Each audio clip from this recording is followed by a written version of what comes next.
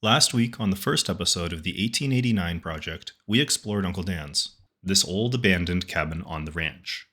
We delved into its stories and discovered that this little house was homesteaded around the summer of 1889, just a few months before Montana became a state. This series will follow us as we rebuild the cabin one job at a time, with an eye on preserving history. It's our generation's turn to try to save some stories from disappearing forever.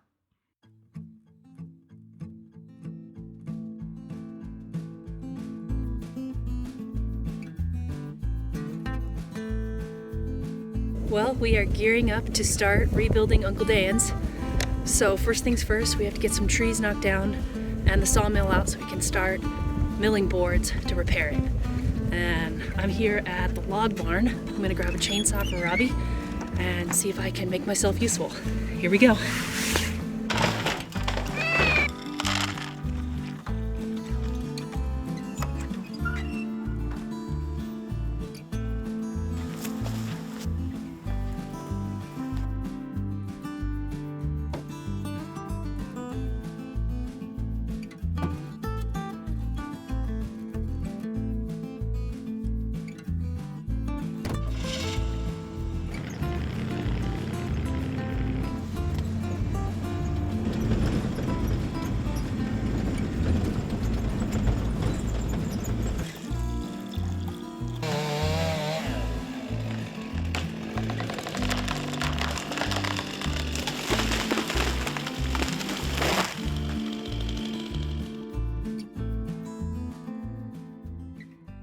Before starting any major building project, we need to harvest the materials.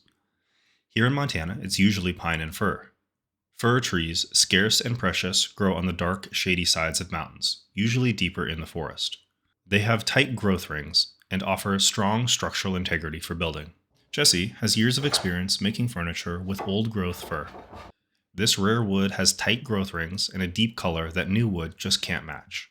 Although fir is best for many things, the pine around here is actually very useful and very plentiful, and it's free. However, pine brings a new set of challenges. So part of with these trees here, like picking out which trees to cut down, is you've got 3, 4 good-sized trees, some of these little things with tops out, and we don't need that many big trees. And this is about the size of tree that we're looking to handle on the sawmill for boards. And it's got a bunch of little knots. It's got a bunch of knots, but they're small. You get some of these other trees and the knots start to get, like this tree, for example, there.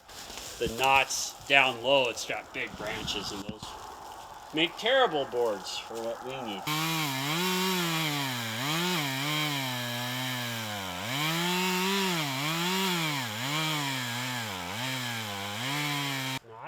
Yeah. You can see there isn't any, they call it a Dutchman, but you haven't overcut anywhere. It matches up perfect. So that's what we look for as far as your notch, is you don't want any cut too far, and you want a clean, just a clean triangle all the way through.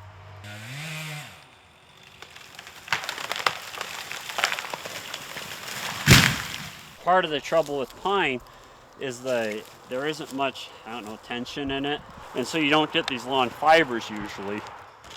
But in that case, there was enough weight going before it tore that out, it just pulled it all out the side. In theory, if it pulled it out the middle, then that ruins the boards up the middle. Off the side, at least you can cut that off. It's pretty soft, prone to rot and insect damage, sappy, and full of knots. It's not the strongest wood, but we use what we've got. Montana doesn't have oak or chestnut or maple just kicking around.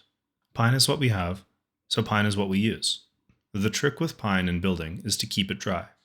A good hat and a good pair of boots is the old saying when building a house with pine.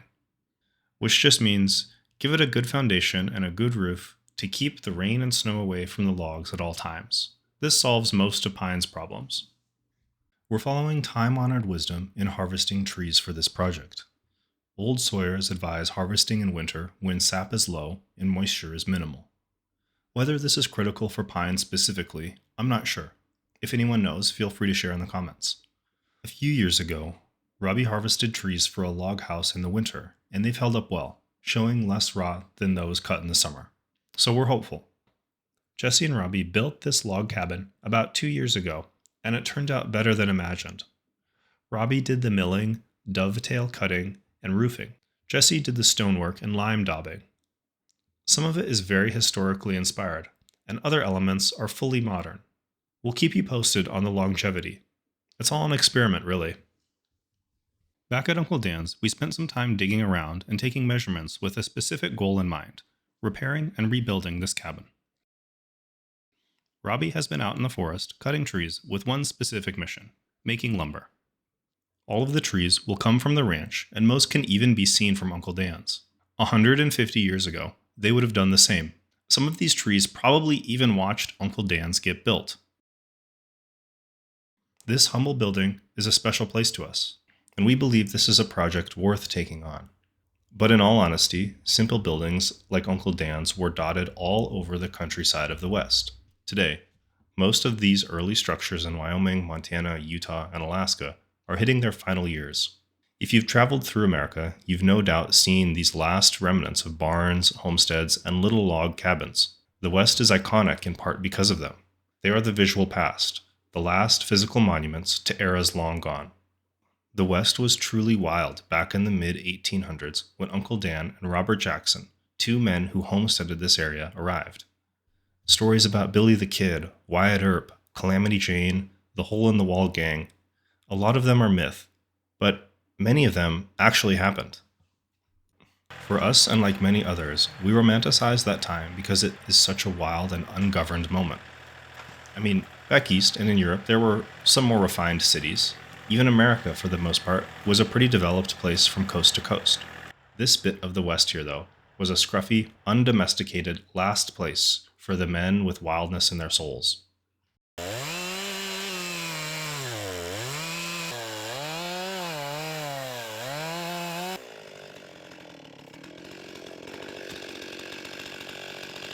Jesse's favorite poet since childhood, Robert Service, wrote about these times in the territories and Alaska.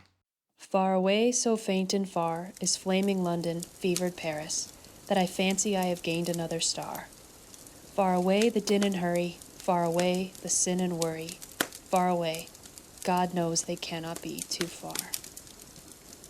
Men escaped to the last bastion of wilderness, the last best place where they were on their own. And yeah, it's romantic, but the men and women who survived out here really were set apart. Not the wealthiest, not the most successful or respected, but definitely the toughest. And we see that grit carried through the generations.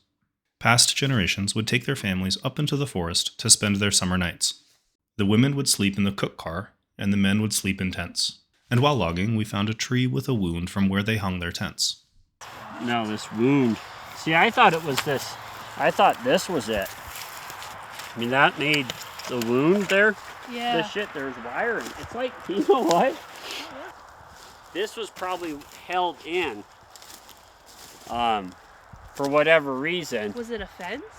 No, I mean, it was tall. I mean, what is that? 10 feet up Well, on a tree? 12 feet up?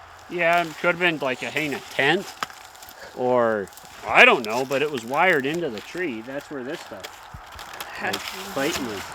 But this wire isn't grown in that far. This stuff is. Well, this stuff really isn't even grown in.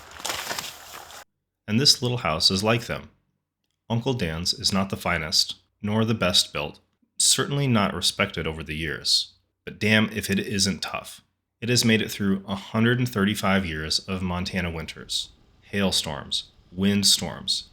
It's been jerry-rigged by farmers to be a grain bin, lived in by cattle, marmots, and probably every other creature that's around the area. Uncle Dan's has had a hard and long life, and this is the end. Or is it?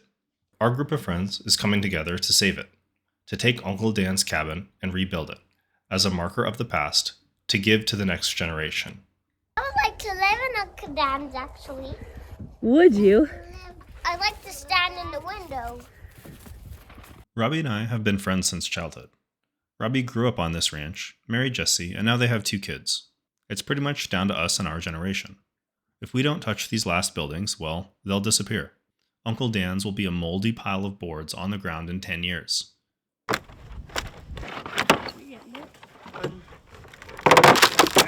Okay, don't run to the comments just yet. I know it looks like we're about to destroy this place, this humble icon of the American West.